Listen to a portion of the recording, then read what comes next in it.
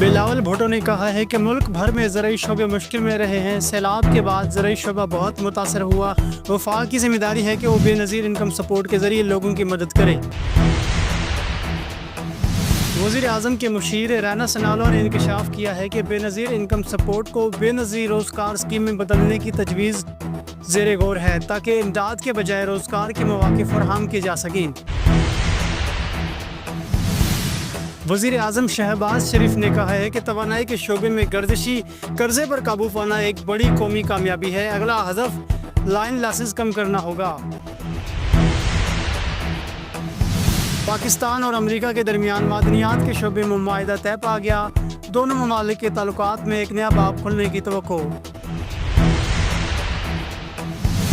وزیر اعظم شہباز شریف اور امریکی صدر ڈونلڈ ٹرمپ کی آج واشنگٹن میں ملاقات ہوگی۔ اوول آفس میں ہونے والی ملاقات میں عالمی و علاقائی امور پر بات چیت متوقع، فوجی قیادت کی شمولیت کا بھی امکان۔